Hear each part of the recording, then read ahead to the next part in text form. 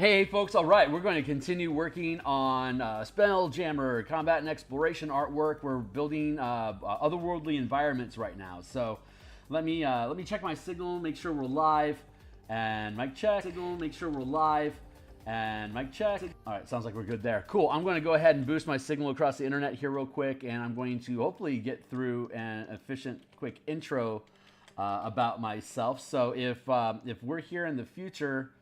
Hi, future.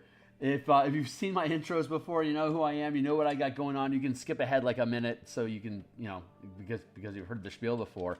But if you're new to the channel, my name is Phil Kearney. I create role-playing game supplements. I illustrate them and publish them online. I've been focusing my attention on Dungeons & Dragons 5th edition here for the past 5 years, and there are a slew of links in the description down below that'll take you to DMsGuild.com, where I publish all the IP-related content, like Magic the Gathering variant rules and Eberron stuff, and they'll have extensive free previews. So if you check in the links down below, if you're here for the artwork, there's probably about 150 different illustrations across those books, and if you search for me on as an artist on DMsGuild, you'll find probably about 100 different books at this point that use my stock art. So if you're here for the artwork, settle in, because that's what we're doing today. We're making artwork. As a DM, I run campaigns from level 1 to 20 in about 200 to 250 hours. So when I build a book, it's typically because I want to explore different mechanics or options than what are published in the books already, to be able to execute the kind of games that I want to play. So with Spelljammer, I wanted to have a means of being able to scale time and distance more than the binary option of full speed 100 million miles per day versus hovering, or like 50 feet per round. That disparages a little insane, but that's how Wizards works, because they're binary by nature. So we wanted to have mechanics that allow for that incremental scaling of distance and time and movement, so that we could have different types of adventures available for us that use the ship as a character in the game, not just a floating bastion to take you from one adventure location to another, and then deploy your characters into a 5-foot dungeon, which is great. But there's a ton of different other modes of game that you can play in the space between 5 feet and 100 million miles, which we spent a ton of time here on the channel exploring. And hopefully folks will end up, when this publishes, check out the free preview and see the kind of mechanics and concepts that we're creating for people to have different types of adventures in space.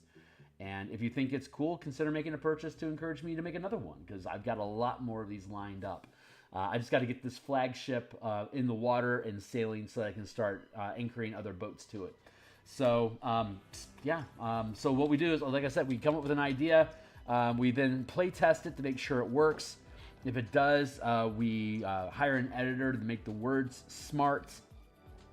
Once the words are smart, we can pull it back. I use Photoshop. I use MS Word here for my layouts, and each of the ideas in the book are broken into bite-sized ideas that fit around the page, and all these blank spaces that you see on in these pages, all these blank spaces are where the illustrations go. So, like on this page here, if we then extract this page as a PDF as a PDF file, and we drop it into Photoshop here as a PSD, I then start painting, and there you go. We put an illustration in it, and when all the illustrations are done, we extract them, we put them back into the Microsoft Word file, and like you can see up here in the, I don't have a lot of them, but I have a few of the illustrations in here for the work that I was doing 2 weeks ago. If you're on stream, you saw it. But like, we then can fill in the gaps with these illustrations that are diagrams and charts and maps and just like actual illustrations to demonstrate different ideas or narrative beats that we're attempting to accomplish with the book. So you can check all that stuff out when it publishes. But I also wanted to give folks a quick update. We've been working on the Light of Zaraxis, which is Appendix 2. So it looks like it's going to be about 24 pages right now. Just so you see, it's a second appendix here. Let's zoom in a little bit. What we're going to end up doing is, when I finish the the illustrations for the when I finish the landscape illustrations for the Wild System Generator, we'll come back through this book here and we'll start dropping tokens into place. Like we'll have a token of the Moon Dancer here, and then we'll have a ballista icon and a harpoon flinger icon here. And then for the Moon Dancer crew, we'll put the token of Captain Sartell here, the token for Flapjack here, and then there's passenger and crew that are aboard, so we can line them up here down the bottom as a roster of the different passengers, all the tokens that we provide in the book to go along with running the adventure using the variant rules that we created inside of here. So we're providing you all the tokens and all the maps and stuff that you need to actually use the variant rules in a live game of Lies of Zaraxis, which is what we play tested a lot of these mechanics with. But here's like the Dark Star, the first elf ship that you run across. So you have we'll have the ship icon here, and then we'll point out where the slashing ram on the ship is. We'll have a diagram for that. And then the ballista icon, the mangonel icon, a harpoon flinger icon, an eldritch cannon icon.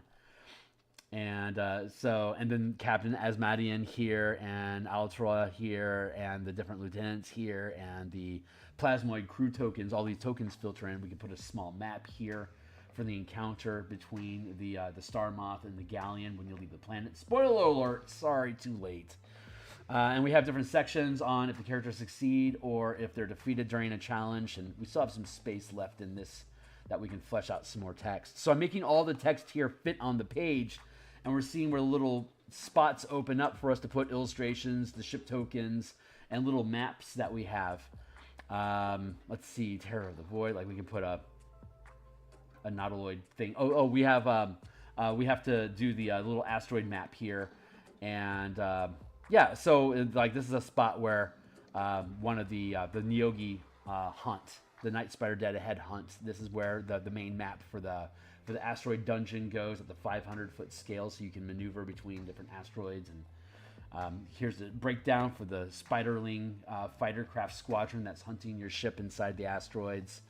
And here's the mothership, the Ibn Snare, and its crew. So that's commanding the squadron of Spiderling. So you have like a bear that's hunting you. The Ibn Snare is like a massive spider, and it's got all these baby spider fightercraft that are only 40 feet inside that can shoot and dodge between the asteroids. So here, I'll show you real quick before we really dive into the work here. Hold on, because this is super fucking cool. Let's go to Lies of Zaraxis, and we'll go to the Realm Spells. Yeah, there we go. Here's the Theurgy Hunt map. So again, massive spoilers for Lies of Zaraxis fans. But here is the color asteroid version. And here is the black and white version, but I need to clean up these dots. Shit, that's something I gotta do still. I gotta clean up dots. But this is a 500-foot scale map, and we start here. This is where the Lucent Edict is at, the derelict ship. And while you explore the ship during the third, in the second act, in the third chapter. The team goes into a nautiloid to explore it like a dungeon, and when they come out, they get aboard their ship and they get attacked by a night spider, and then it gets chased off by galleons, and then you go to the Rock of Brawl. But since we have this scaling combat system, instead of chasing the Theurgy off before they have a chance to attack, we let them attack you. With both the Night Spider and the little Spiderling fightercraft. So you start here while you're exploring the dungeon. When you come out, the asteroid belt shifts and closes off the point of entry that you used. You came in through here, and like this is where you saw the nautiloid peek up over the side of the asteroid. But while you were spending time in there, the area closed off. So now you're stuck inside of this asteroid cluster, and you need to find your way out. So each of these squares is 500-foot scale, which is the typical ranged combat scale that we use for ship-to-ship combat. And you can move up to 10 square. You can move 5 squares using a move action to steer your ship, and then you can use the dash action as a pilot to move another 5 squares, and so can the enemies. But these rocks are, when you have like a 200-foot ship, these rocks are generally too small for you to navigate through. but little 40-foot fighter craft can dart through, or they can land and they can crawl. So they can easily navigate through these either by crawling or just flying through as difficult terrain. So the little spiderlings can hunt your character, and then the Neogi night spider's trapped in here too because the asteroid shifted around. So it not only wants to hunt you down, but it also wants a way out too, but it wants its prize first. So the Neogi and the spiderlings are going to hunt you through this maze while you try to get your way out. And there's 2 exit points. Spoiler alert, 2 exit points over here and over here. And everywhere there's a number, that's a pilot check, because these two planes of asteroids are shifting into each other to potentially collide. Hey, Zona, how you doing? This place looks like a death trap. Right. So, but it doesn't take, I mean, you can move 5 squares per round or 10 in a dash. So it doesn't take long for your characters to get from start to exit, either here or here. And while you're going through that process, you're engaging in ship-to-ship combat. The spider, the ebon snare, the night spider, the 200-foot night spider, it's somewhere around inside of the dungeon, but you don't see it initially. Initially, you just get attacked by little 40-foot fighter craft. Those little fighter craft can't take more than 2 or 3 hits apiece. So by the time, if you pace it horribly, you'll have 3 spiderling craft crawling all over your ship when the ebon snare shows up and grapples you with its claws. And now you're caught and you have to fight Umber Hulks and Neogi on the deck of your ship like you normally would anyway as a 5th level team, catching Neogi and Umber Hulks in a fight.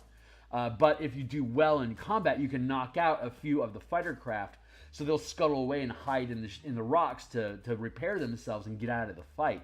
So by the time you catch up with the night spider ship, you can whittle down 1, 2, if you're really lucky, 3 ships before you actually run across the night spider itself. And now you're engaged. You only have a 130-foot ship versus their 200-foot vessel.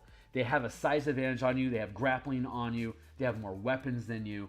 By the time you catch up with them, it could be 1 or 2 rounds before you can escape the asteroid field. If you fail, they board your ship, and then you fight Neogi and Umber Hulk like you normally would anyway. But they'll have less reinforcements because some of the spiderlings will be knocked out. So by the time we get through this, we ran through this a couple times. So by the time you get out of here, that's when you run across the Galleon Patrol. And then you can turn the tables, and you can then take command of all 3 of the space galleons, your ship, and the 2 patrol ships from the Rock of Brawl. You now have a squadron of a combined total of 9 squares worth of galleon ship versus the 4 squares the 200-foot spiderling occupies. So you double your weight against theirs. All you have to do is survive long enough to get out, and then they show up. And we have it built in that if you aren't able to get out of the asteroid belt and your ship is captured and the team is falling apart, the galleon, the patrol can come into the asteroid and find your ship captured, which spooks the night spider, which frees your team from being captured, which then allows you to fire up, hey, let's go chase these guys down before they cause somebody else trouble. There's a bounty for them. It puts a lot of cash in your character's pocket so you can move on to the next portion of the adventure. So you can afford Theurgy to be your pilot if you need her. So there's a lot of built-in fleshing out of mechanics while using the scaling system that we use. But every time you go through one of these gateway, I forgot I hadn't finished this map, but I need to build little circles with numbers in them. These are the pilot checks that you have to make to cross through these asteroid belts that are colliding with each other. So this pilot check, if you fail it, your ship will take damage, and then you have to make a Constitution or Dexterity saving throw to prevent being scuttled. And if your team is scuttled, then everybody on board takes falling damage for being tumbled around in the ship. If the pilot fails the damage check, they could lose concentration, and the ship is dead in the water. So then the enemy can pounce on you. But every time you pass through here, there's scaling damage. Hold on, let's go find it real quick, since I'm pontificating on this. Choke points. Here we go. Positioned throughout the map are choke points depicted by numbers ranging from 13 to 25. So it starts off with 13 here at the very beginning, and it scales up in magnitude until you get to the very exits here and here. So when a vessel enters the spaces, numbers indicate the pilot check DC the pilot must roll. Pilot of craft roll with advantage in case you're being chased by spiderlings. On a failure, the ship takes bludgeoning damage as indicated on the table to the right, and the pilot must succeed on a Constitution or Dexterity saving throw against the listed DC, or the ship is scuttled as well. And of course, we have the rules about being scuttled up above. So here's your 5th level characters. If you're piloting, you're probably going to have a +6 on your piloting check. So you're going to end up taking damage on your way out. But your ship has 260 hit points, and your characters are going to have about they're going to have around 30 or 40 hit points themselves. And then they have all the healing spells. You have Warding Pilot as bonus actions that Sartell and Flapjack can provide to you. So there's a lot of ways for you to be able to mitigate damage as you're going through this. But this will be a difficult fight. So once the galleons show up, they triple your size and damage. So you can turn around on the Night Spider and take them out. And if you succeed in capturing the Night Spider, you can take the ship back to Rock of Brawl for salvage. You get a bounty, and then you get a shitload of gold in your pocket to buy a ship to go on to the next portion, which is where you find Crux, which is, again, spoilers. But yeah, so like at most taking like 60 damage on average, up to 120 damage. That's a lot of damage, but you have damage reduction on the ship. The ship has a shitload of hit points. If you have any, if your character has damage mitigation, and then of course you have healing. So it'll be a tough fight, but you'll get through it. And even if you can't, then it just falls into the default 5-foot scale of combat on your ship as 2 Umbra Hulks come on board to try to mesmerize and take control of your characters and throw them off deck so you can get scooped up by Neogi craft. And if all of that goes horribly wrong against your characters, then the galleons show up. It spooks the Night Spiders. Then you can add your damaged galleon to the squadron of 3 ships. Now you have triple your previous hit points, and you can turn around and you can take out the Night Spider. We don't want you to lose. We want you to fall into fail states that help escalate the adventure. The point of I was talking about this. Yeah, I'm going to go into artwork now, but one of the things I was talking about on Monday when I was painting. Hold on, real quick. Let's get back in here. Cool. Yeah, one of the things I was talking about was that there's 3 pillars of adventure, right? There's combat, there's exploration, there's social, and that the game is primarily a combat-focused heroic fantasy game. So all the fail states in social encounters and exploration encounters typically lead to combat because the game is built for combat. You're supposed to fight in D&D. It's what D&D is for, combat simulation. So every time you fuck up a social encounter with a creature, it could lead to a fight. If you are trying to sneak around something or find clues about something and something goes wrong, chances are it means you're going to fight. So the point of the game is to fight. All the different types of challenges that you can have filter into fighting. So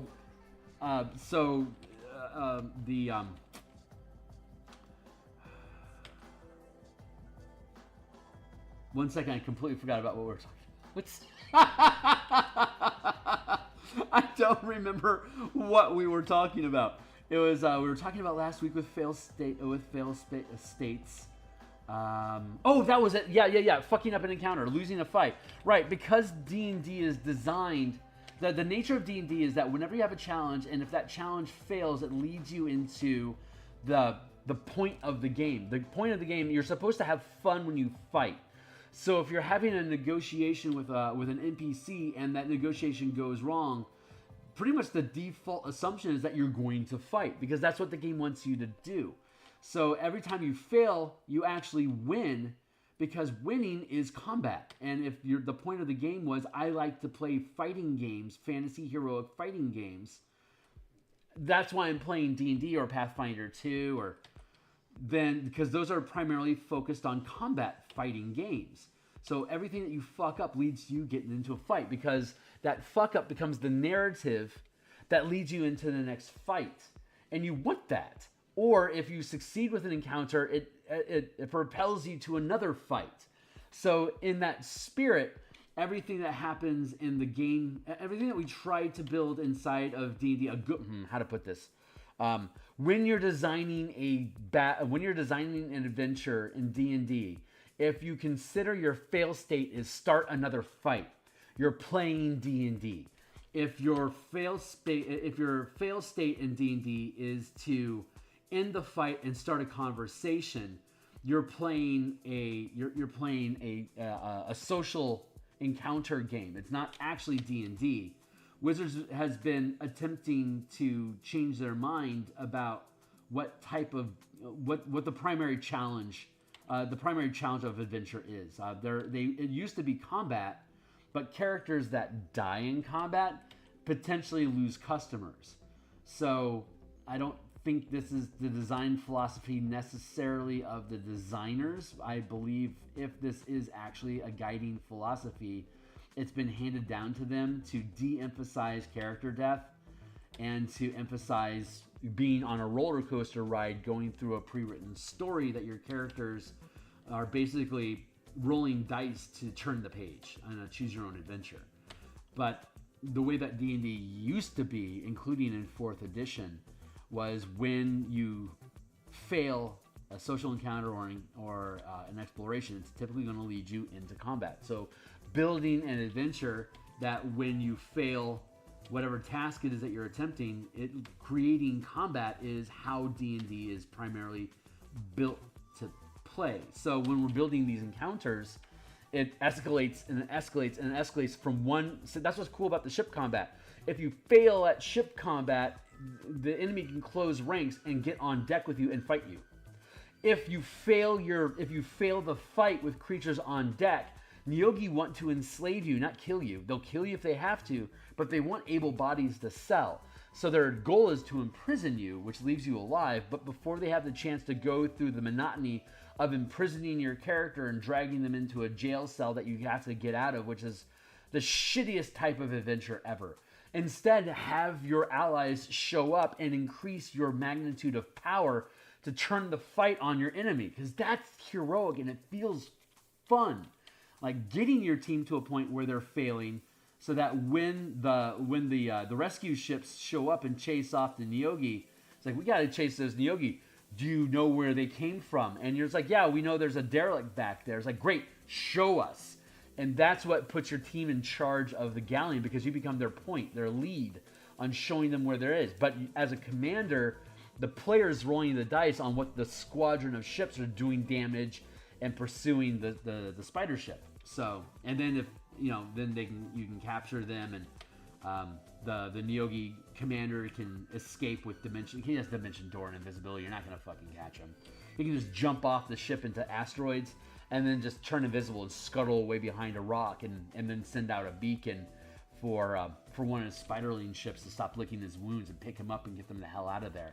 So you can make an enemy out of them, or if you really want to, you can capture them. But yeah, if you want to just have them give up when you catch them, great. If you want them to go down with a fight, then the commander will escape. You're going to find 20 some odd enslaved commoners that are thankful for being rescued, and there's 2 Umber Hulks left behind to distract you while the Neogi gets away. So it goes from a fight at large scale with ships to potentially a fight at 5 feet. Success is ship combat that goes into squadron combat.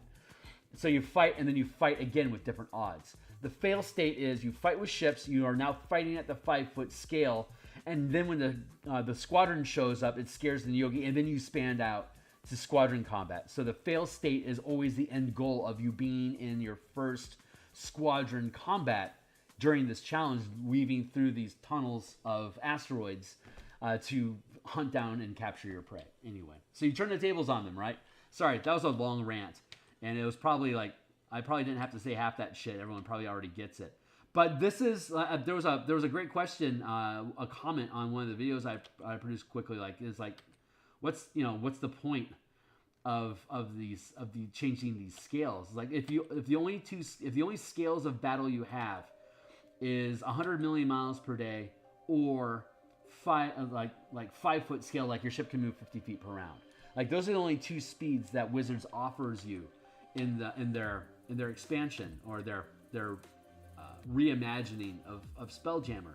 But if those are the only 2 speeds you can ever fly in, then having something like an asteroid field where your ship can move through at 500 feet squares, or 1 mile squares, or even 1,000 miles squares during combat, you can't have that that type of dungeon, that type of adventuring is unavailable to your team because you don't have the ability to communicate scale and 5e combat at these larger scales on your ship. You're stuck with just take your ship to another boat and then unload off that boat and stab them with your sword. And like it's very binary. Wizards is all about being binary in 5e. It takes a lot of mechanics and playtesting and effort to create a scaling ship mechanic system like this. It took me and Ukulele Bard about a year to build it, and it's absolutely worth it because it opens up new styles of adventure that characters can have. But there has to be enough rudimentary physics and rules of movement and combat and initiative and time and distancing and character actions to be able to effectively do these things, which is what the book is stuffed full of, to literally do just that. But I mean, if having like Topola, like Topola's asteroid belt becomes a hunt mission chasing after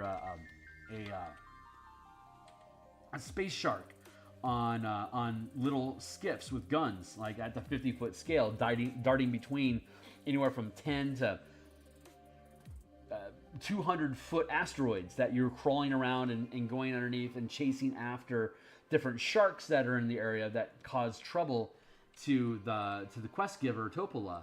And if you can help her get rid of some of the sharks, she's more than happy to help your characters in exchange. So you, again, if you can't convince Topola just to help you, then the fail state is, hey, I want you to jump on fighter ships and go hunt sharks that can move as fast as you. Sharks can sprint through the astral sea or through wild space at incredible speeds, and like the same speed as a minor helm, a million miles per day. So they're fast, and then they have a 1 minute burst that they can move 100 million miles or 10,000 miles per round. So if they can catch sight of like a Kandori, for example, a space whale, like a 200-foot space whale, if they can catch sight of that, they've basically got a minute of pursuit to catch it, and if they can catch up to it, then they can start attacking it, trying to make a meal out of it. And if they only have that 1 minute, while the Kandori can swim at 100 million miles per day all the time, the sharks can sneak up, and if they catch, like, they can sense stuff 100,000 miles away. So if a Kandori is close by, they're able to escalate. They can be within range and then increase their movement rate that they can get to the Kandori within the minute sprint time that they have. If they fuck up their pursuit check, or if they can't score a hit on the Kandori during that minute, then they run out of juice, and they have to slow down to their slower speed, and they potentially starve to death. Hence sharks. That's how sharks work. So the asteroid belt at the 50-foot scale has all these like little lichen and little manta rays and little fish that these sharks come to the asteroid cluster to eat all this life that just naturally shows up everywhere in space. And it's a big problem for a human because these things are potentially like huge size, like 15 feet long. So they will flat out freaking eat you if they catch you off guard and they're hungry. So she needs somebody to clear the whole lot of them out. So that's where you come in. So, but you can't have that type of an adventure if you aren't able to have fighter craft that can navigate spaces at 50-foot squares, and sharks that are the size of your fighter craft for trying to take bites out of it because it doesn't know any better. It's going to try to eat your ship because it's a fucking shark. That's what sharks do. So anyway, it was great to see a question and comments on one of my YouTube videos, and somebody that didn't immediately get why would we bother doing this? Like, what's the point? Like, totally get you, man. But this is the type. I mean, I've been running games for 30 some odd years, and I bought Spelljammer fresh off the shelf at B. Dalton Bookstore like in 1989 as a kid. 1989. I used a bunch of, it was like 20, I think it was $15 at the time. That was like 3 weeks worth of lawnmower money. So I invested in that book. That was a sweat equity purchase for me, and I fucking loved it. And there were so many adventures that were like, let's fly into an asteroid and fight fight beholders that are trying to hollow out that asteroid to become a new mothership or whatever the adventure was. There's a ton of them in second edition. They were all super cool. So I've had a long time, a long number of decades to think about, how can this stuff, to see different styles of play and different things that are possible. And I've yet to see a scaling distance system like this. They didn't dive this deep into it in second edition either. So it's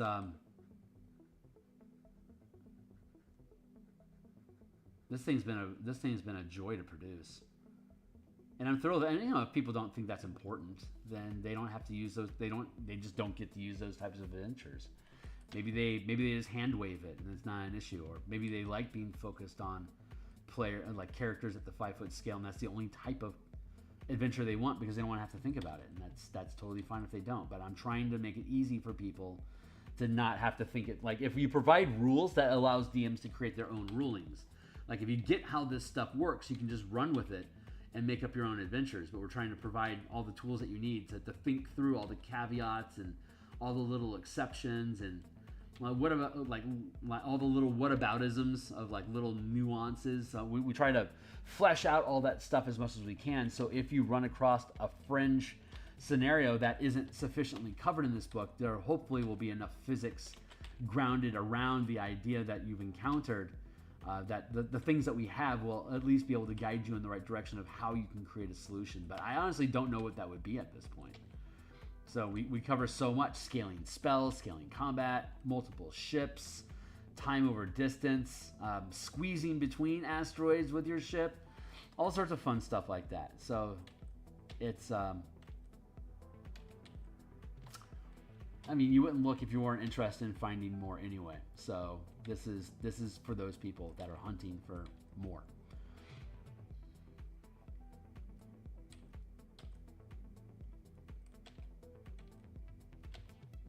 So I'm pretty excited. We're looking good. So yeah, the Light of Zaraxis, I got to finish up those last, it's like maybe 15 pages left that I need to resolve. It took me about a week or so to resolve to build the format that you saw at the beginning of the stream. And now that I have like a sort of template I can use, I can flow through the rest of the document more easily. But there's a lot of there's a lot of work to get the amount of information I have on each page to sit comfortably and to express what I want without being too wordy, right? You need to be efficient with your stuff. So a lot of what I've been doing is trimming away the unnecessary language to help boil down the ideas so that they can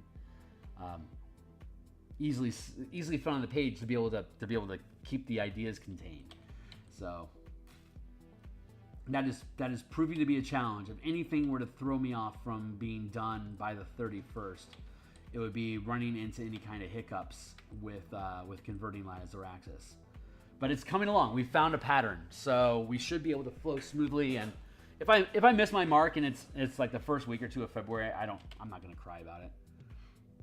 But we've got a lock on where we need to be. I'm starting to think about page dressing, the product page for when it gets published on DMsGuild. I have like a write-up I need to do and create the free preview for folks to be able to look at when they click into it. So all that stuff is in process, and God's willing, I'm going to I'll hit my mark. So I'm really looking forward to it. Really, really looking forward to this. I want to have that be concealed there. I think I need a pool here. There we go. This will help define. This lava that we got pouring out here is helping define like spaces, right?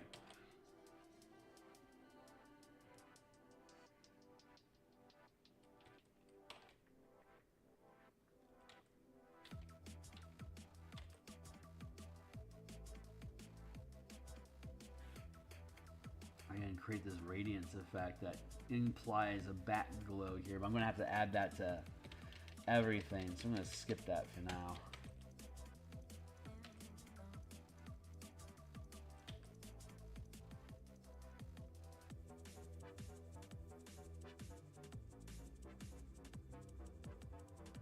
Make these cool little land masses. This is just like islands and normal hills in a Bob Ross painting, but you know, we're dealing with heat. We're giving the heat, man, but it's a completely different world full of heat. So I get to make little fire bushes and like little flame berries and like plasma vines. So I get to put a little fire forest in the foreground. I'm looking forward to that. I should have spoiled that. I should have surprised you with it because it's going to be fucking cool. But this will be done. This will probably be done tomorrow. And then we'll move on to the next piece. We have a few more pieces. So yeah. Yep. We got things going on. It'll turn out good.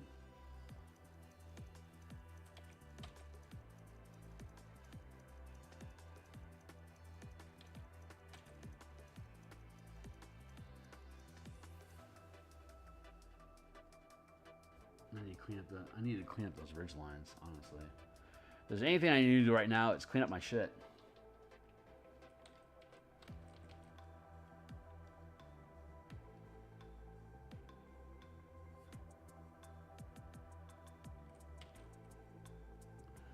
I'm going to switch to my guitar pick. Twang, it's a good brush.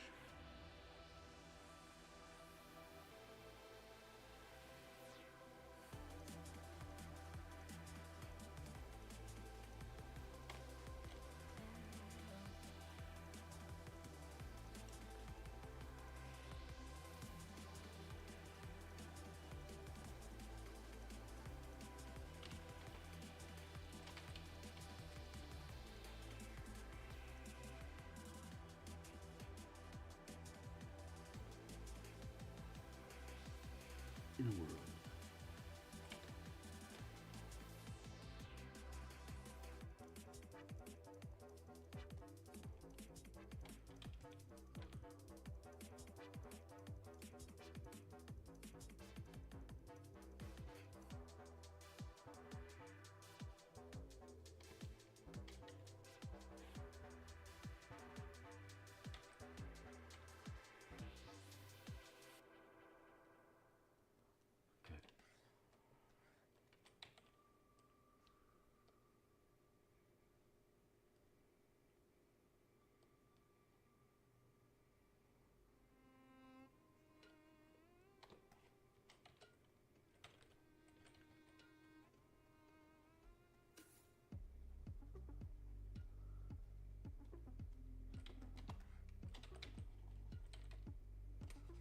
That feels pretty good. That actually, yeah, that's a nice cleanup.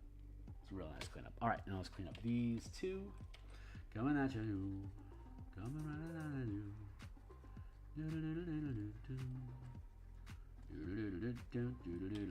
Let's grab the smudgy brush, work it into the canvas, work it into the canvas.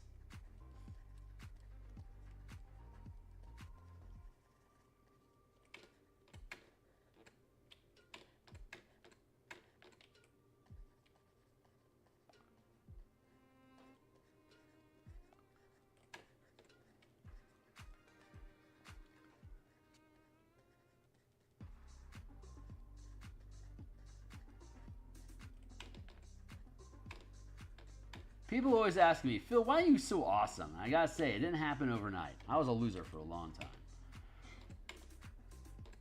But I had a goal. My goal was to get good at painting. And I tried long enough and hard enough and lost enough sleep and was allowing myself to be frustrated enough and to ask questions and to find the answers and to listen to the lessons and to fuck up again. And keep trying and keep trying and keep trying and keep trying and keep trying. And at some point I got okay. And that's when I was like, okay, I'm okay. I can do this. And then that became a motivator of, okay, great. I can just, if I keep trying, I'll just keep getting better, right? And the answer is yes.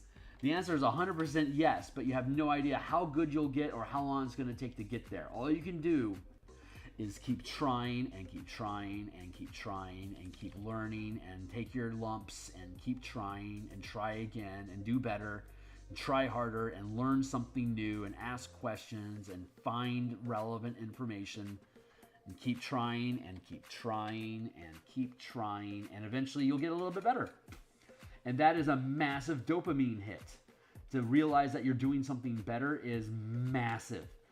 Massive, massive inspiration. And if you keep doing that, whatever it is that you're doing, if you keep trying and keep doing it over and over and over again until you do something, until it gets better, just keep doing it.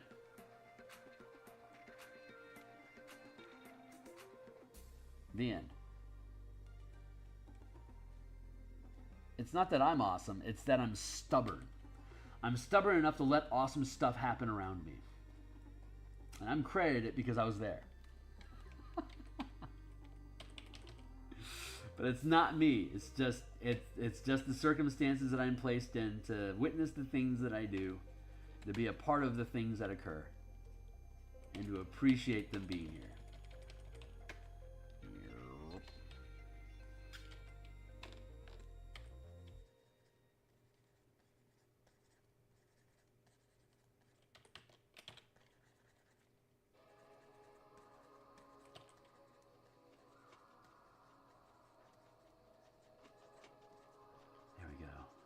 Blend that into the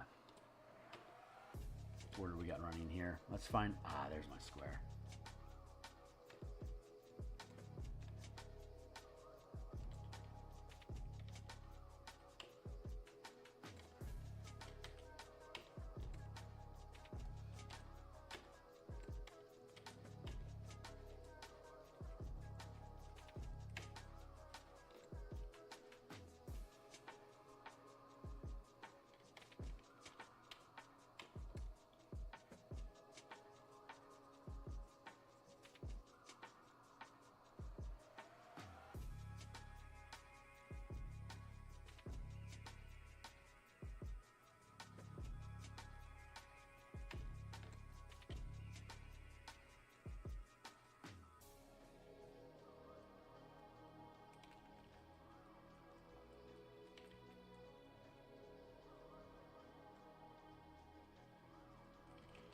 Once I realized that artwork is just problem solving, how to create something that doesn't exist, how to express it, how can I accurately illustrate this thing that we don't have any reference for. Once I realized that problem solving is all that you really need to get good with art, that started spilling out of me into other aspects of life. Like if I can create these images by just figuring it out, what other things can I just figure out and get successful with? And that's been part of my career in marketing and sales, and it's been a massive part in success in building the D&D book and ideas that I have there. It was a major part of me figuring out how to color, even though I don't see any, and how to, live on my own with visual limitations, and how to build security and provide enough to help others that are dependent. I've been blessed with answers to the questions that I ask, and most of the time I'm asking questions like, how can I do this? Like when you ask how can you do this, it's if you just wait and you're patient, ideas will come, and then you try those ideas, and sometimes those ideas intentionally fail so that you can learn what not to do. So as you start doing what you need to do, you'll have already screwed up and know not to do the things that aren't going to work for you, if that makes any sense, right?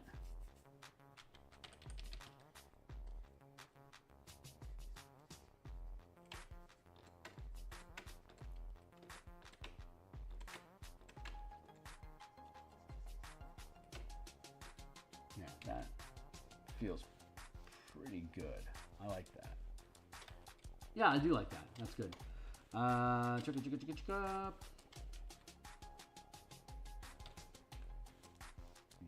tar pick back.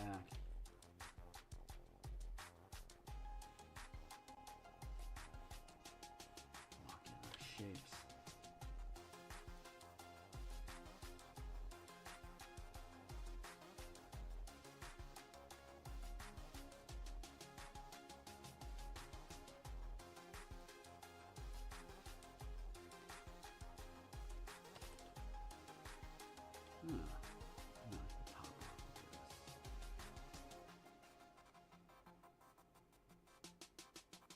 Nope, that's not how I want to do that. Let's just keep this clean. What you got going on back here, a little fidgeter? Thank you.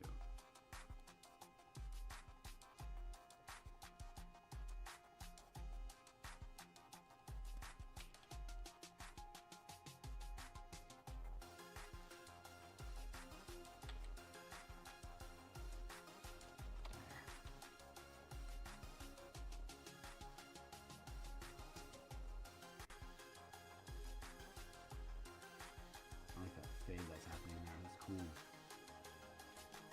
That is what this brush is for. Smudging that.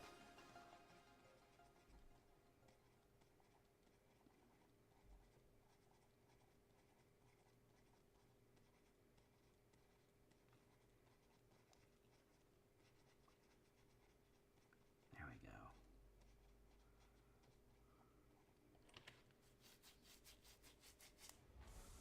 I like the radiance that's happening back there. Oh, I think I want that over here too. I want this radiance effect.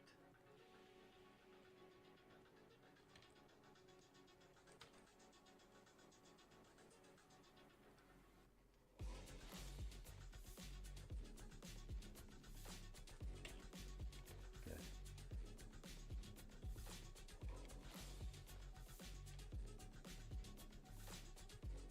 Yeah. That's good. So I was looking at this. I was looking at this interaction here. I'm imagining a thing happening here, right, to break this one forward from this one back there. And that presence exists, but it's not resonating with me yet. So I'm just going to let it sit for a bit. It stirs its own pot, as it were. Let's get this set up like that.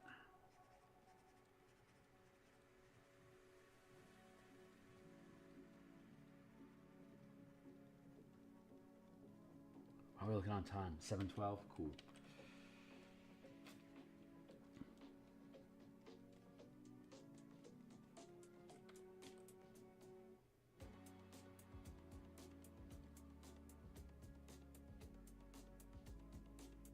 This feels like little sulfurous wafts going on back here. I like that.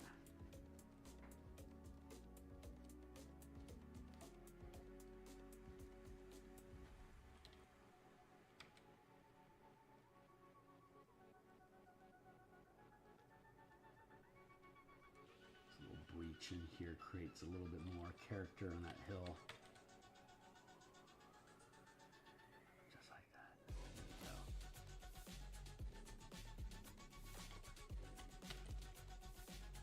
Pick again. Beach clean.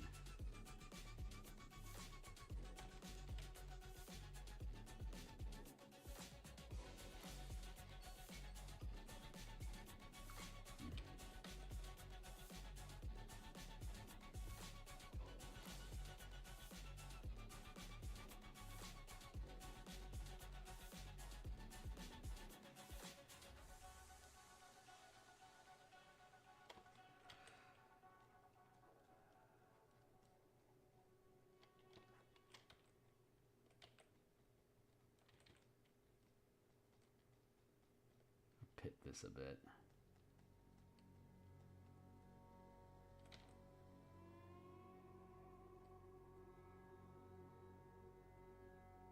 Mwah, mwah, mwah. I like this song too.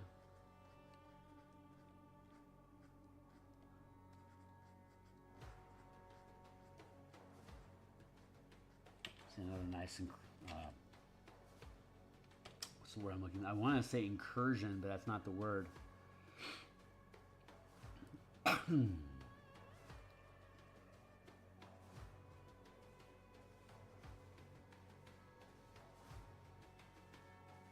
Did I finish my spiel? Holy shit! Yeah, thanks a lot to folks to the Reddit on the Spelljammer Discord for being so into the stuff that I've been building. I posted this on Twitter X at Phil Kearney. You can follow me there. Anyone out there want to like, subscribe, hit the bell icon. We picked up new subscribers since yesterday. Again, I'm literally picking up subscribers every day right now. I don't ever assume that's going to last, but God, I really appreciate it that people stumble into this stuff and want to see more of it. It's just that is very fulfilling for me, and it's very, very much appreciated. A lot of love coming off of the communities, Discords, Reddits, Twitter. I understand there can be a lot of vile and hate thrown around on social media, but I appreciate how kind and interested everyone has been in this project. It makes me feel very, very proud to bring such a complex concept to the table and to be able to break it down in a way that people want to understand it. Like, that's the important part. Is like, if they don't want to understand what you're doing, who cares? You know, you can do a great job explaining it, but if no one wants to listen, who gives a shit? This is the first project that I've built with this much detail that wasn't in something completely tangential, right? I mean, like, I love Magic the Gathering and I love color mana, and I would love for that to be a big thing for 5e. It just isn't. There's just not enough cross market between MTG enthusiasts and D&D enthusiasts to really just land big with a color mana system. But that's okay. I mean, that's an example of something that is a complicated concept that we were able to break down into a digestible game format. The gamify the color mana system for role-playing games. It's just that's a huge feather in my cap as well. But not as many people give a shit. so it's a mechanical. It's a personal accomplishment and it's a mechanical achievement, but it doesn't have much market value. So success is limited. It's how, like, if you want to gauge how good you're doing, it's how much do people appreciate what you're doing. And you can do your own projects as long as you don't expect everyone to be on board with you. No one is obligated to give a crap about what you're doing. And that's a hard lesson to learn, but once you do, it really frees you up to be true to what it is that you're attempting to do while keeping an eye out for how can I help other people in the process, because that's what's going to make you a great person. As they say, I want to be a river that provides ideas and opportunities to my peoples. But I'm not that guy yet. People have to believe in me and what I do before they'll believe in themselves doing it with me. So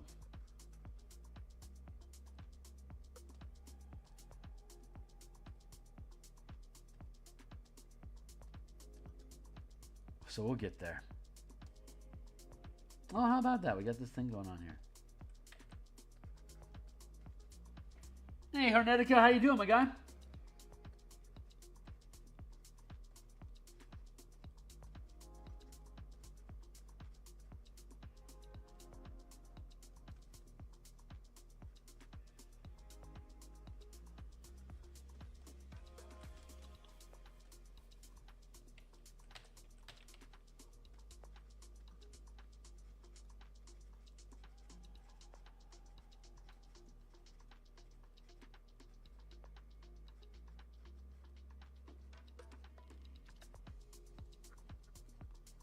There, I'll do that, and here.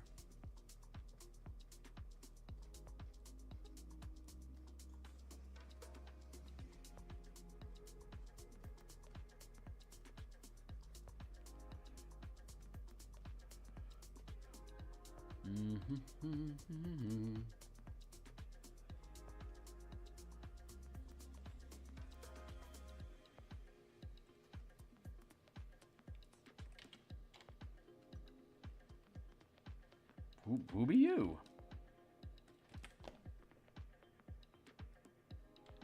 Oh, yeah, of course.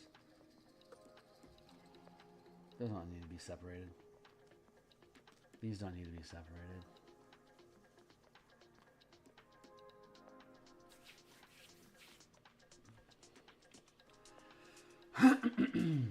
hot up in this here world. Janoke? No, that's not doing me any good. Let's just leave that be.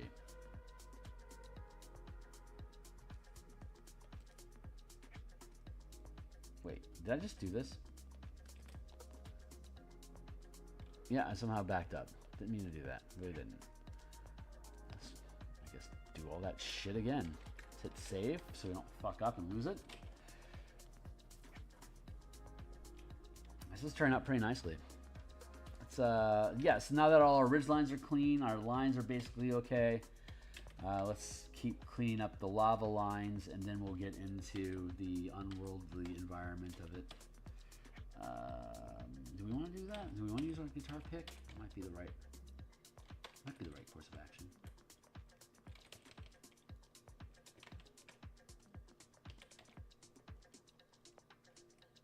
Oh, that explains a lot. There. Nope.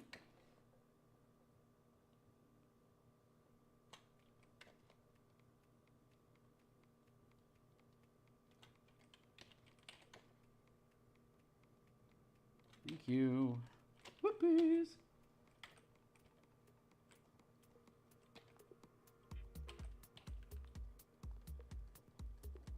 Hey, what's up? What's up, Bill's mom?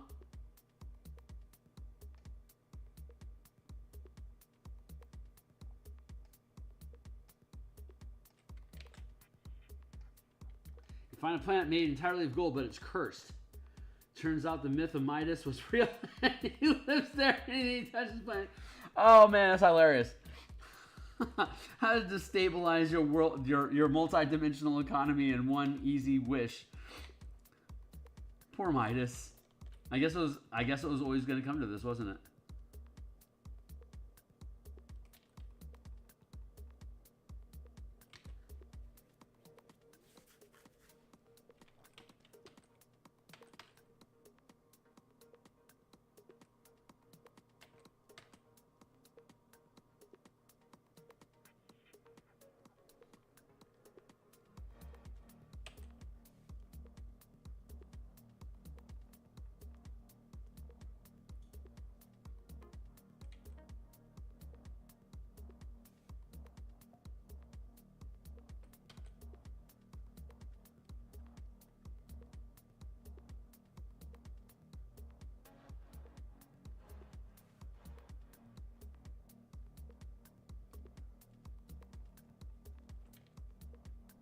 Oh, here's a fun one.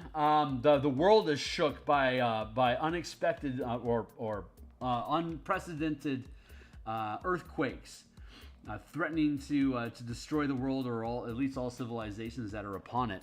And it turns out that one of the four elements that prop up the world has fleas, and it's scratching at them, and it's gotten so frustrating for it that it's tossing its head, and it's causing the world to wobble as a result of it. So your mission is to go down and kill 500-foot large fleas that are crawling around inside the skin mountains of the world elephants.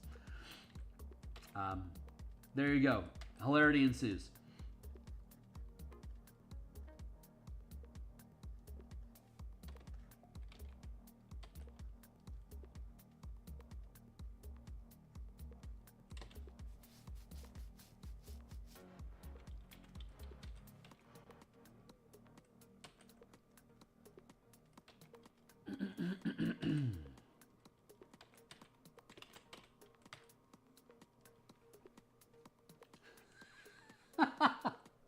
You're gonna need a bigger boat.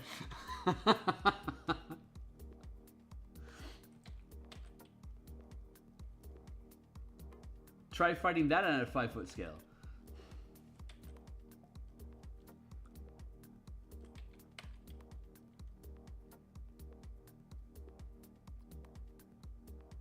Once the mecha book is built, then we'll have the language that we need to fight giants on their own turf. If you can run around in a 20-foot set of Titan armor, you can run up and start punching Titans with it.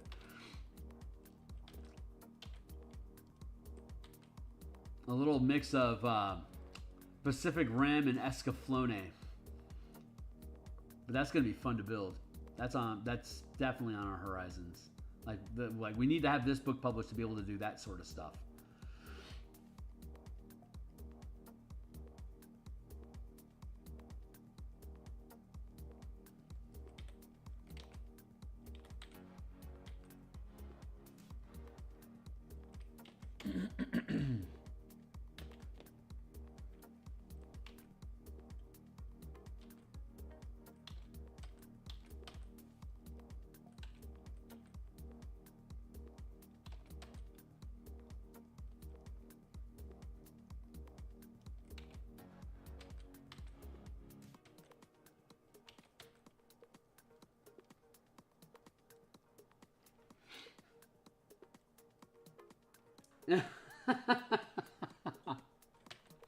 There was an episode of Battle of the Planets where there was giant cockroaches that would break in and steal children.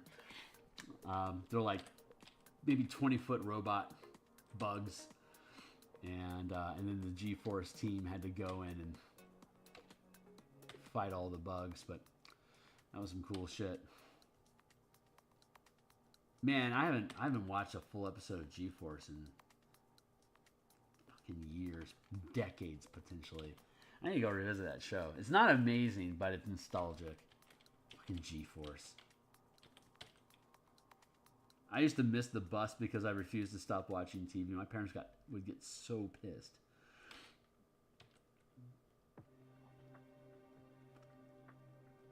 It got so bad that at a point I was able to convince my neighbor kids to let me in and watch TV with them while we waited for the bus to go. And when the bus would get there, they would run out. I wouldn't. I would just stay there and keep watching G-Force. And eventually, the parents of the other kids would find me. It's like, what the fuck are you doing?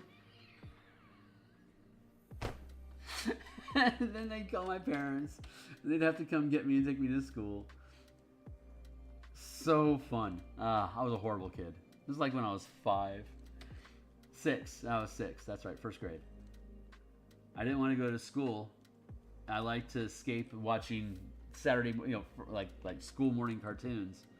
I don't know why cartoons were on later than kids had to get on the bus. That never made sense to me. Like, there's cartoons going till 8 o'clock in the morning. Back in the day, there was cartoons on TV going till 8 o'clock. Like, good cartoons. Like Inhumanoids and shit. Like stuff that 5-year-olds probably shouldn't be watching, but stuff was amazing. Like, who is watching these cartoons? Because like everyone's on the bus by 7 out the door. It's like there's no one watching these cartoons. It infuriated me. Like, what the fuck is? It's not like I had we didn't have VHS recording or anything back then. So it's like if I didn't catch that episode, I don't know what happened. It was that way with Speed Racer too. Like Speed Racer on at like 7:30 is like great. I get to watch 10 minutes of Speed Racer, then I have to leave. But G-Force comes on next. What the hell? G-Force was dope. That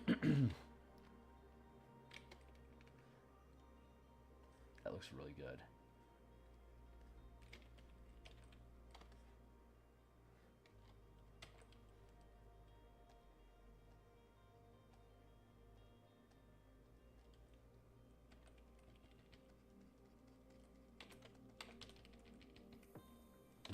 No, wait, hold on, wait for it.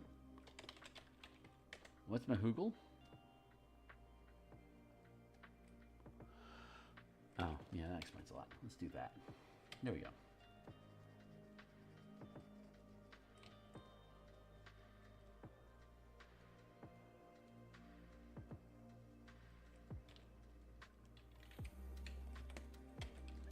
Let's get back into this.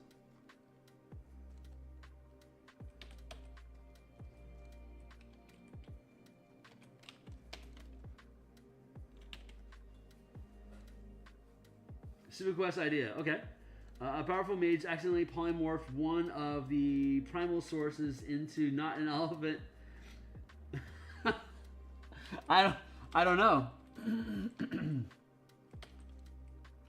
If the elephants are on the back of a giant turtle, maybe the turtle wants to eat fish. maybe it doesn't. Maybe it's not interested in elephants, and that's why they've been able to stay on its back. But as soon as one of them turns into a fish, it's on the menu. So now the turtle is trying to turn over to bite at the whale, and that maybe that knocks the planet off of the back of the elephants altogether. If you were to have a crystal sphere as the container for your world in the sky, then the planet could be rolling around the bottom of the of the sphere as though there were gravity down there. I don't know. That'd be a thumping good wizard, Harry.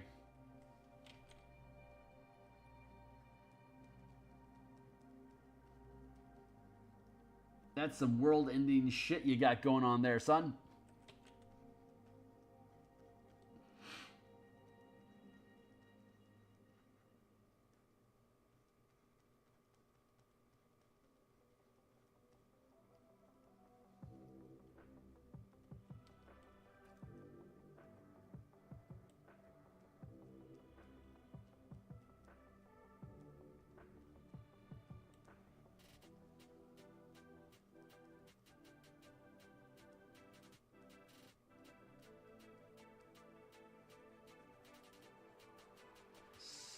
That feels good.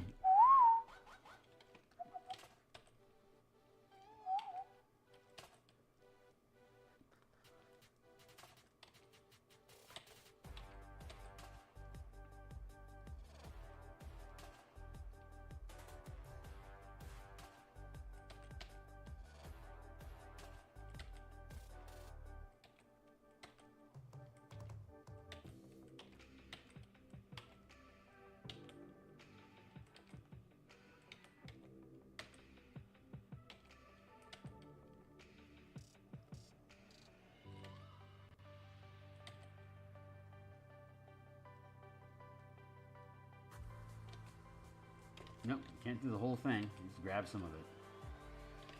Where the, what the, why the, what? Hold on. Wop wop. There we go. Like that.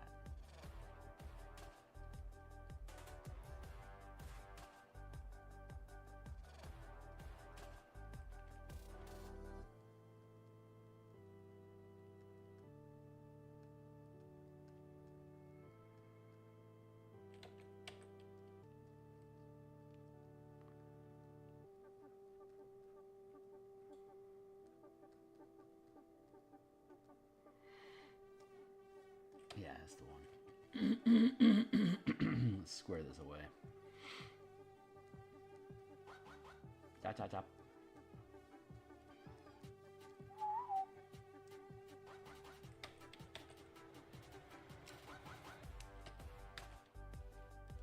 Wow, wow, wow.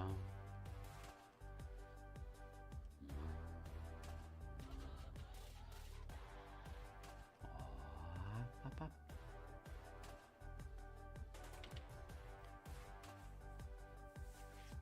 That feels pretty good.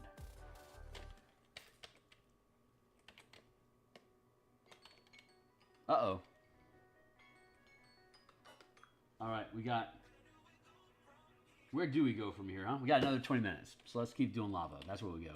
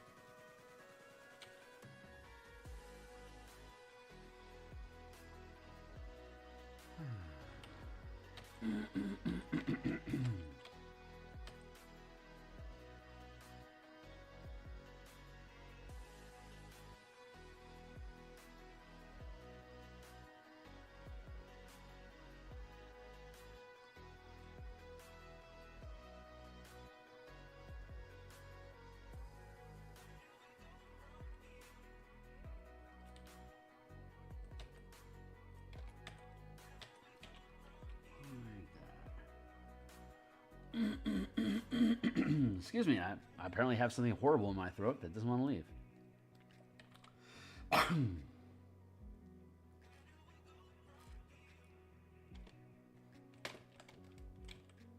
Made some turkey chili yesterday. And been eating them on onion buns like manwiches. Om nom nom. Om nom nom nom nom manwich meal.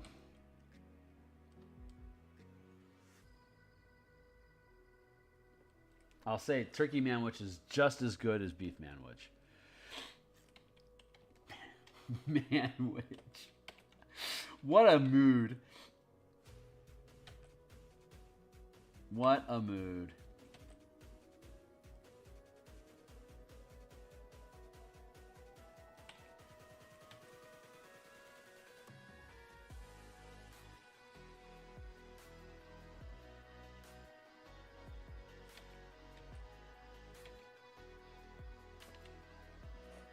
That feels pretty good.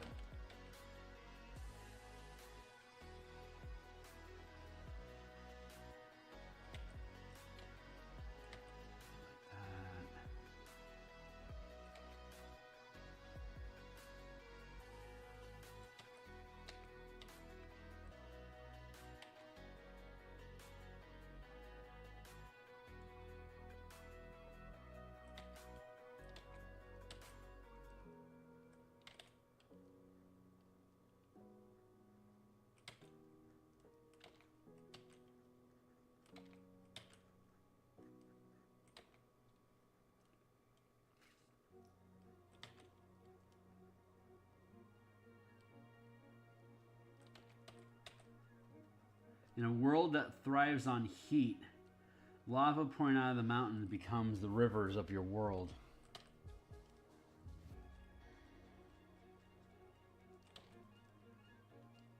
Since you can't escape the heat of a molten planet, the creatures and life that have to evolve there need to instead embrace it.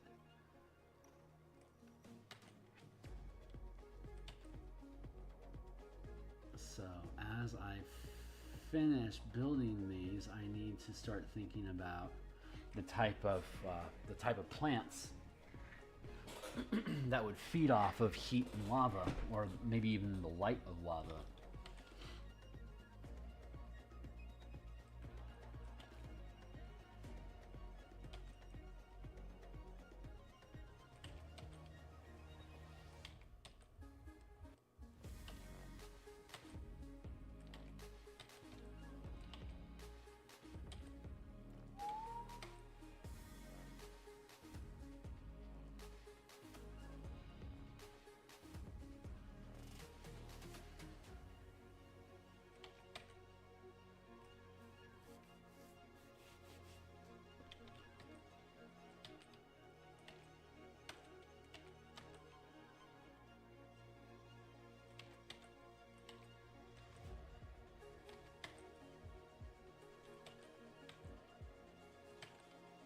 This stuff is really fun to do.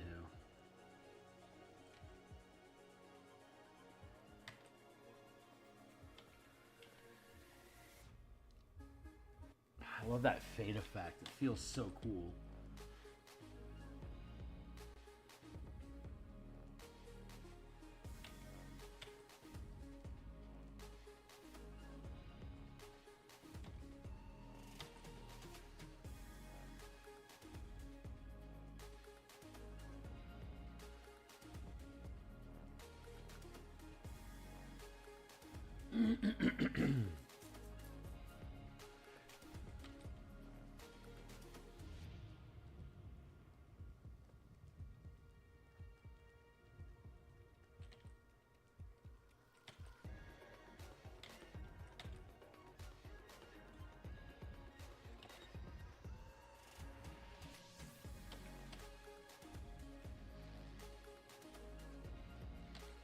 This is getting about where I want it to be.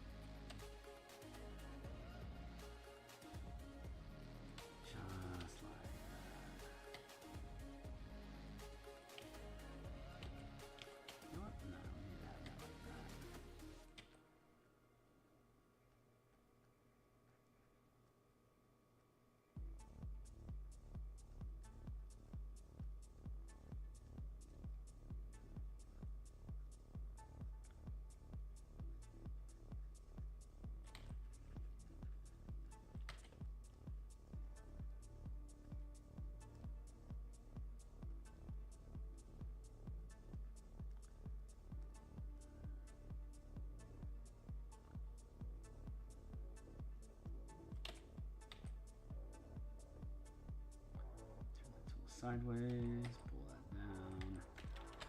There.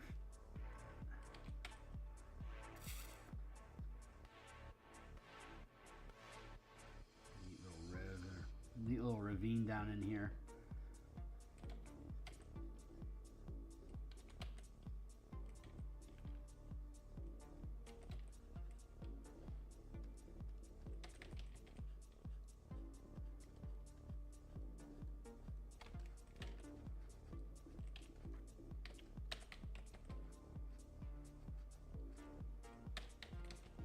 Let's go with this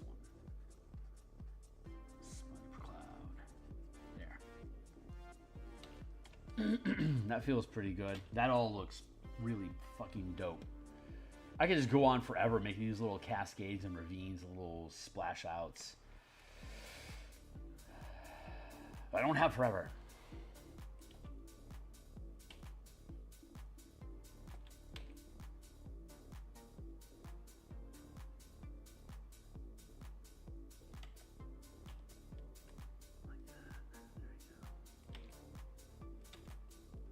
I love doing this stuff, man.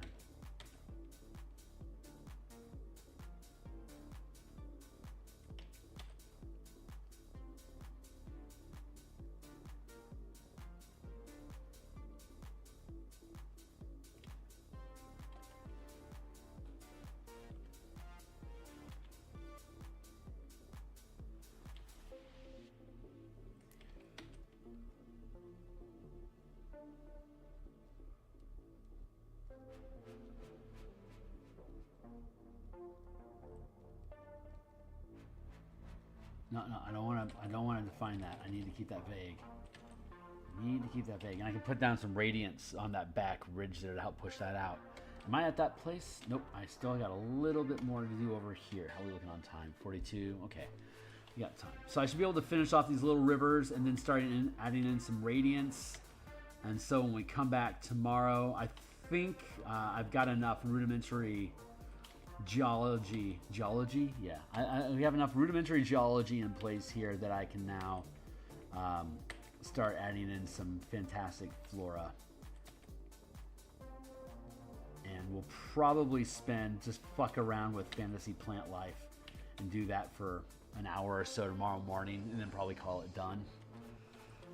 Move on to the next piece on, what'll that be? That'll be Friday. Nice.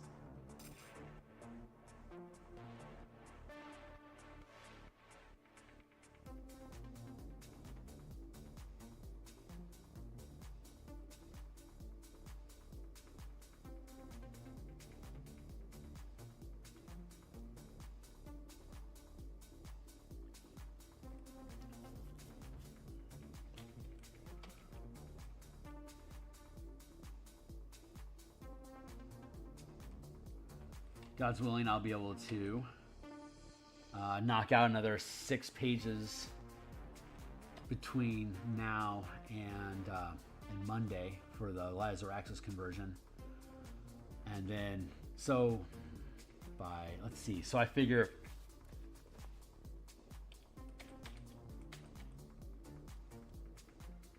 by this time next week, we should have 2 paintings done. This one, and then the next, the world paint, the world orbit picture that I want to do.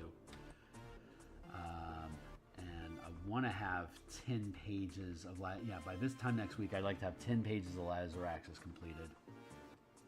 I've got 15 to go, so if I can get 10 done by next week, that means, that would mean that I'm going to shoot for January 15th. To be done with the 15 pages that are left in Lazar Axis, which means that I need to get done approximately 1 per day, and I'll have time on the weekend to knock those down, so that by the 15th, we should also be done with all the book illustrations, so we can take the back end of Lazar Axis and spend time dropping tokens and maps and diagrams for the adventure into place. And get that stitched up so we can have a realistic countdown for where we're going to be at the end of January for getting this thing published, or we're going to need to fudge a week or 2. So we're getting close. We're getting super, super ridiculously close. When you say radiance, all I can think of is a liquid material that's not hot or lava, instead a radioactive liquid that spews from the core. Nice! Like radioactive mayonnaise.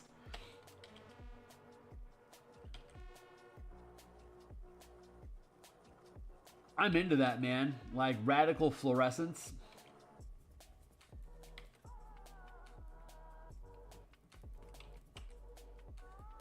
Sorry, I keep calling you, it says Bill's mom, but I keep calling you guy and man and stuff because Bill is the first word I see. I think Bill equals man. I have no idea. But calling you mom feels weird. Calling you Bill's mom is just long. If I needed to save your life, I can't say, hey, Bill's mom, watch out. It's like I need to say something faster.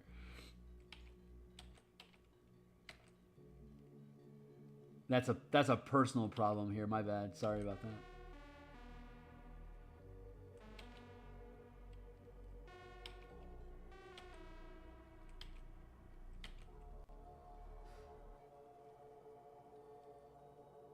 Oh, right on, Coco. Thanks. I don't connect dots so good.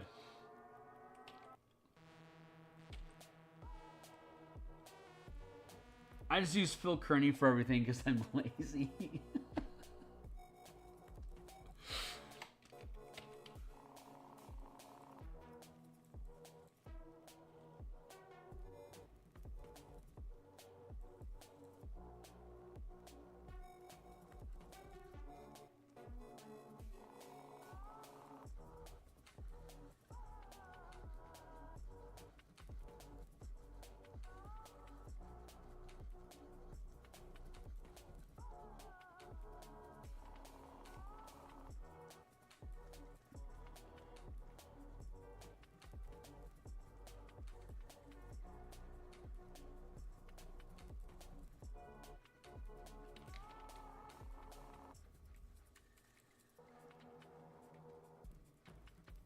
Get that cleaned up in there. Good.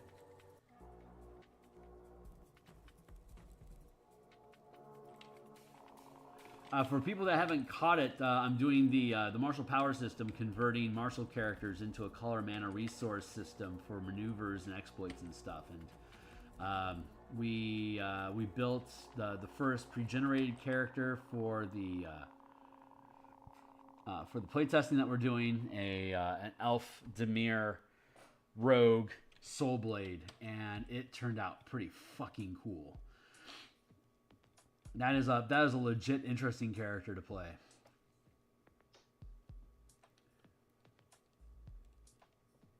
And I like how the action economy is working, because like at third level, being able to turn invisible at will is pretty fucking nice. But it only lasts one round, and if you want to do it for, I mean, you can spend a point of mana, but at third level, you only got 3 mana per short rest.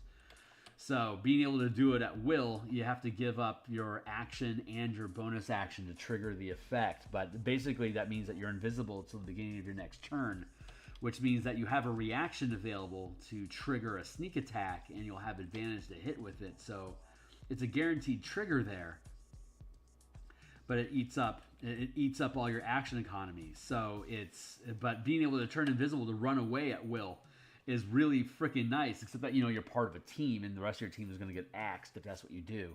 But that's kind of what Dimir, that's kind of what Dimir is all about. So it was great to be able to find that action loop, to be able to build that. And then also the bonus, what is it, the extra bonus attack, and that's what it's called, bonus attack, where you give up your attack action and use your bonus action to make an attack, but it's going to be an attack with advantage. So again, and it's a maneuver, so as long as you give up your attacks during your attack action, you get the free point of mana to spend on a maneuver, and that maneuver being being bonus attack is you get to make that single attack action, but since it's that advantage, as long as you're using a rogue qualifying weapon, you automatically get that sneak attack. So at third level, that's really good action economy and a really good opportunity. If your team is setting up advantage for you, or if you somehow have advantage otherwise, I'm not necessarily much of a flank equals advantage sort of guy. but there's lots of opportunities to set up advantages otherwise, and so if you have that opportunity, like if that gets set up, then you don't have to spend the point. You can have the Soul Knife gets a secondary attack as a bonus action that deals less damage than their primary attack. But you can get to, if you get advantage set up for you, you get to attacks. If you can't get advantage set up for you, you can surrender one of your attacks, your attack action, to get the bonus action to make the attack with, and that's automatically at advantage. So you're eating up all of your round to move and make a single attack, but if the attack hits, it's going to deal good damage. So that's a really fun way to loop the rogue into dealing damage that keeps up with the other martial characters that have access to essentially free strikes, depending on what their character is doing. Like at 5th level, they'll have free strikes. Meanwhile, this rogue will have an automatic sneak attack as their only attack, but if it hits at 5th level, it'll do like 4d6 damage. It's kind of fucking crazy. So it's a really good build option. I'm thrilled about that as the initial kick, the first class to kick off that project. We're going to come back and do more martial powers on Friday. We're going to do an Azorius Battlemaster. I think we'll make it human, just simple human fighter Battlemaster using blue and white magic, and we'll see how it parses out, because it's only 3rd level, so it's not like it can go very far and do a lot. But by the time we get to 5th level, I think we're going to see a lot of really interesting stuff, because you'll have access to 2nd rank powers, and you'll have the 2 attacks during your attack action, so you can potentially buy down a 2nd rank power to be free by giving up both of your attacks during the attack round, and use your bonus action for the free maneuver.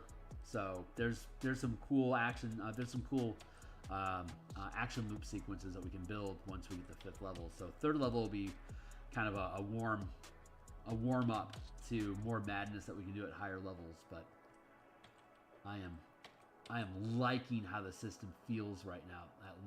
At 3rd level, it feels really fucking good.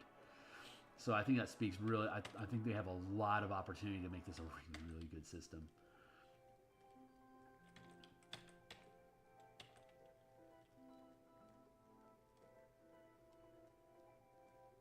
Really, really good system setup.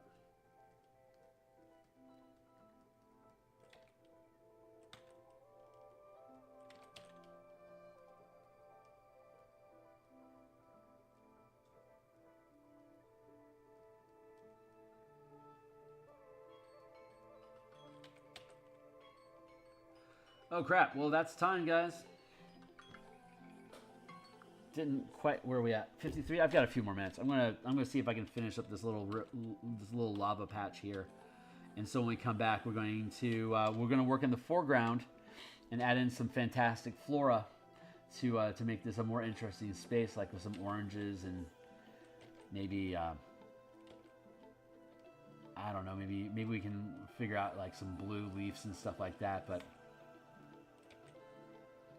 heat and radiation based plants, I think, will be a fun little markup to do with this. There. And then we'll add in, like I was saying, the radiance. We'll do some background radiation between the hills to create an underlighting effect.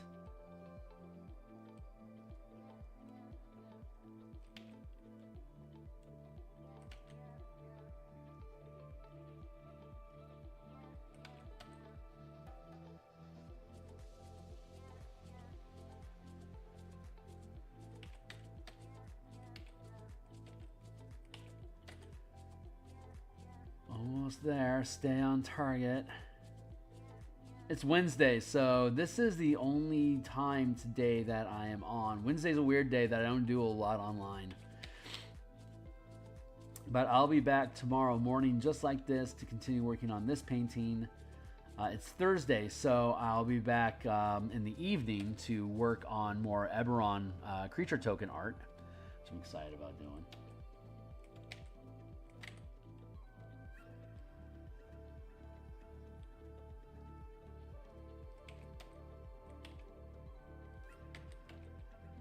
I think we have there.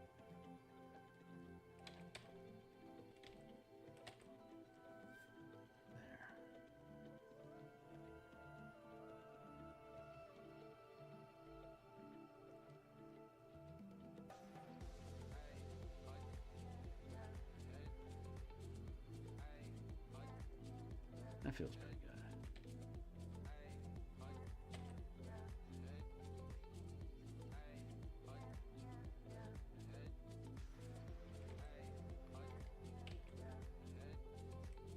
All right, my muse just told me I'm done. So I'm going to go ahead and log out. That isn't quite done, but what we'll do when we come back is we'll finish dripping this lava down into this valley, and then we'll build out the foreground glade, the lava glade, I guess, for lack of a better word. And then probably do something with this space here, since it's right over world temperature. It's going to be a notable location, so I need to spruce that somehow. We'll figure that out. But yeah, we'll flow from here, and then we'll flow around this mountain range here to here, and then here, and then we'll be done. So I think that's a pretty focused point. I think we can get that done tomorrow. And so then we'll be back with something completely different on Friday. So yeah, thanks a lot, Bill. Coco, everybody. Thanks a lot, man. Hey, I'll see everybody. I'll see everybody tomorrow morning. So I'll be back then. Have a great day. Check out some of the other stuff that I've done. Check out some of the videos I put out on Sundays that talk about some of the mechanics and ideas that are inside of this book. And I'm really looking forward to catching up with everybody tomorrow. Cheers.